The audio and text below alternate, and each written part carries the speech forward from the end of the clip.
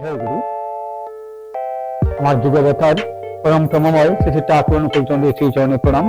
জগৎ জননী শ্রী শ্রী বর্মার চরণে প্রণাম। পরম পূজ্য পাদ শ্রী শ্রী বর্দার চরণে প্রণাম। পরম পূজ্য পাদ শ্রী শ্রী আচার্য দেবের চরণে প্রণাম। ঠাকুর পরিবারের প্রত্যেকের চরণে আমার দাদা মায়েরা, আপনারা দেখছেন বাংলাদেশ থেকে মোহিনী নন্দন নামক একটি ইউটিউব চ্যানেল পরিবেশনায় আমি মাস্টার দেবু পরম প্রমময় শ্রী শ্রী ঠাকুরের ভাবাদর্শী কিছু আলোচনা করার জন্য আপনাদের সামনে তাই হাজির হই। ঠিক প্রতিবারের মতো আজকে হাজির হয়েছি। আজকে বিষয়টি একটু ব্যতিক্রম। দেখুন, পৃথিবীতে দুঃখ এবং সুখ এমন দুটি বিষয় যা পালাক্রমে মানুষের জীবনে আসে, এবং এটা সত্য কথা যে আপনি যদি কারো ক্ষতি করেন তাহলে সেই ক্ষতির ফলস্বরূপ আপনার কাছে ফেরত আসবে তার দ্বিগুণ। এবং যতটা আপনি যার অন্যের ক্ষতি করবেন, অন্যকে দুঃখ দেবেন, অন্যকে কাঁদাবেন, ঠিক ততটাই আপনার জন্য সংরক্ষিত থাকবে।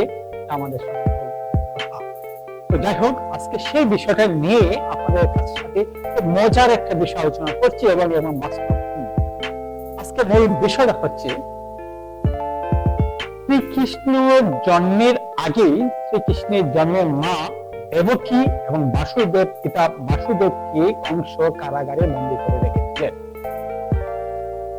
তো যখন কংসকে মৃত্যুর পর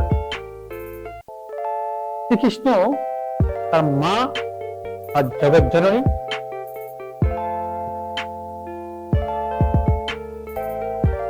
জয় গুরু মজিগাবতার পরম প্রমময় শ্রী ঠাকুর অনুকূলচন্দ্র শ্রী চরণে প্রণাম জানিয়ে শুরু করছি গবেষণা। আপনার সাথে মাস্টার দিলীপের আলোচনায় মহিনন্দন নামক ইউটিউব চ্যানেল অথবা ইউটিউব ফেসবুক পেজ মহিনন্দন নামক পেজ থেকে সবাইকে নমস্কার ও জয় গুরু।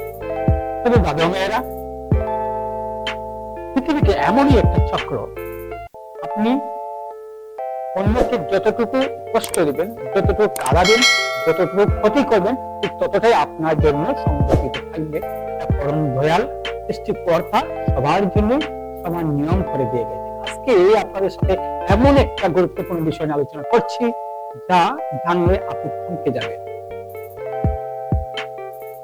শ্রীকৃষ্ণ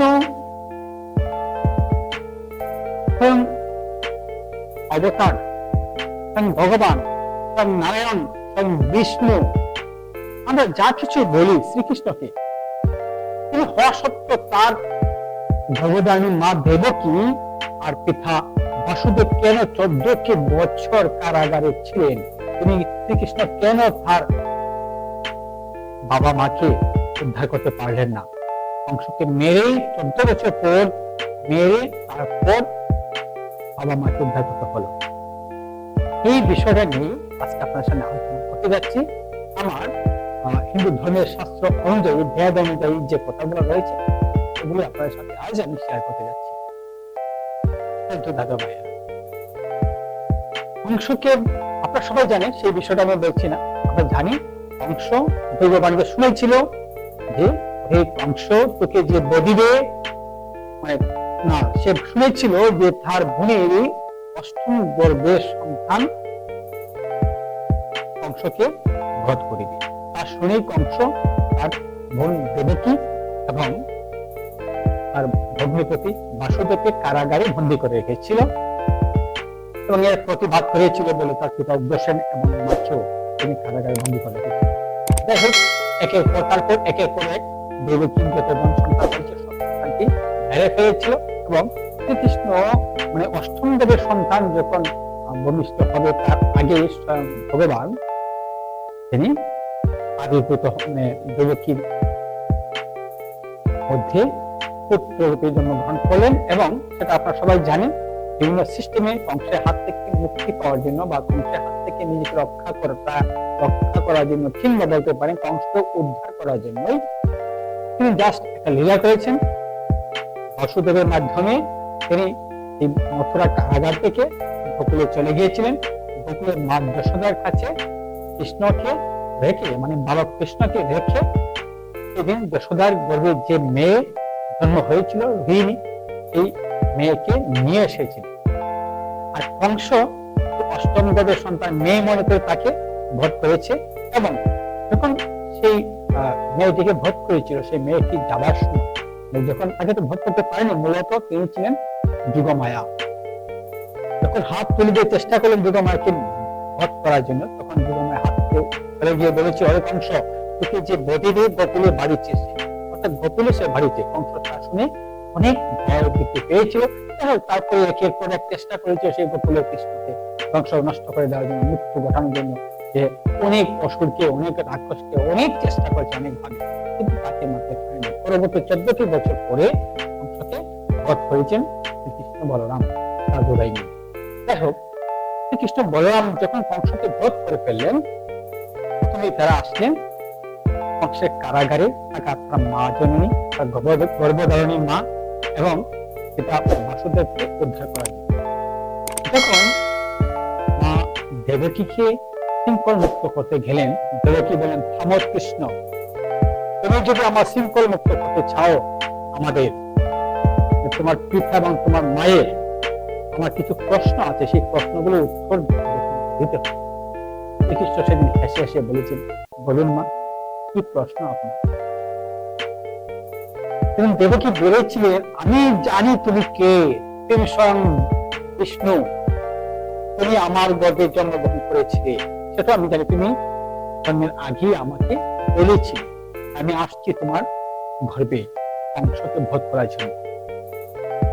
বেশ, সেদিন শুনে আমি খুশি হয়েছি। তারপর যেভাবে হোক তুমি কারাগার থেকে তোমাকে তোমার পিতা আমার যশোদার কাছে রেখে এসেছেন। তুমি যশোদার কাছে থেকে তুমি প্রতিপালিত হয়েছে, বড় হয়েছে।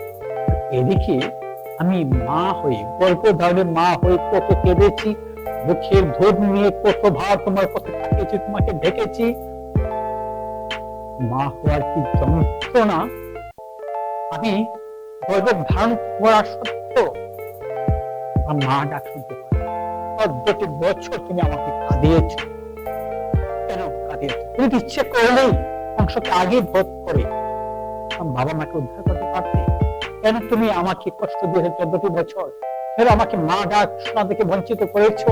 কেন আমার বুকের ধূপ ঝরে পড়েছে, কিন্তু আমার সন্তানের মুখে আমি এক ফোঁটা ধূপ তুলে দিতে পারিনি? কি আমার অপরাধ? সেই প্রশ্নগুলোর উত্তর আগে দাও। কৃষ্ণ তখন হেসে হেসে মা দেবকীকে বলেছিলেন, মা তুমি আবার আমার দিকে তাকা। দেবকী যখন কৃষ্ণর দিকে এইবার তাকালেন, দেখলেন সেই কৃষ্ণর রূপের মধ্যে সেই ব্যথা যুগের রামের, সেই ধনুর্ধারী রাম, তার মুখ ছবি, তার প্রতি ছবি তার থেকে সাড়ে বেশে করছে, ব্যথা দিয়ে সেই রাম। দেবকী বলেন, হ্যাঁ থামো কৃষ্ণ, তুমি তোমার নিজের রূপে আসো, আমি প্রেতাযুগের রামকে তো দেখতে চাচ্ছি না। কৃষ্ণ তখন হৈশকে বললেন, মা মনে পড়ে না আমি প্রেতাযুগের রাম? তুমি কে ছিলে জানো প্রেতাযুগে? তুমি ছিলে সেই কৈকেয়ী। মা কৌশল্যার গর্ভে জন্ম নিয়েছিলাম আমি। পিতৃ সত্য পালি ভারী আমি 14 বছরের জন্য বনবাসী কাটিয়েছিলাম। 14টি বছর আমি বনবাসী কাটিয়েছিলাম। পিতা সত্য রক্ষা করার জন্য তোমার প্রবঞ্চনায় তুমি যখন মা কৌশল্যার সন্তানকে বনবাসে পাঠিয়েছিলে, মা কৌশল্যা তোমার কাছে কত মিনতি করেছিল, কত চোখে জল ফেলেছিল, তোমাকে এও বলেছিল আমার ছেলে রাজা হবে না, ভরত রাজা হবে, প্রভু থাকে রাজ্যে থাকতে দাও, আমাকে মা ডাক থেকে বলছে আমি তোমার দাসী হয়ে থাকবো, প্রভু তবু আমার সন্তানকে আমার পাশে থাকতে দাও। আমি তো সেদিন মা কৌশল্যা সেই মিনতি রক্ষা করোনি। মা তুমি আছো, তার যুগে মা কৌশল্যাকে তুমি 14টি বছর দিয়েছিলে, তাই এই ধাপর যুগে এসে তুমি 14টি বছর কেঁদেছ।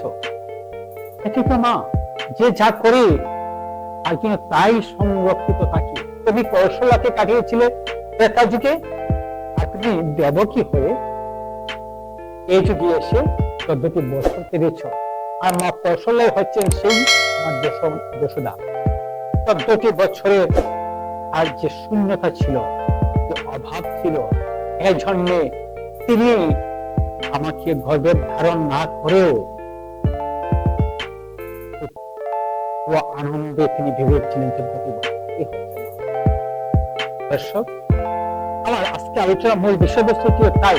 দেখুন, কাঁদালে কাঁদিতে হয়, এটাই পৃথিবীর নিয়ম। আমরা যারা মানুষ হয়ে জন্ম নিয়েছি, আমরা অন্তত কাউকে মনে কষ্ট দিব না, কাউকে কাঁদতে হয় এমন কোনো আচরণ করবো না।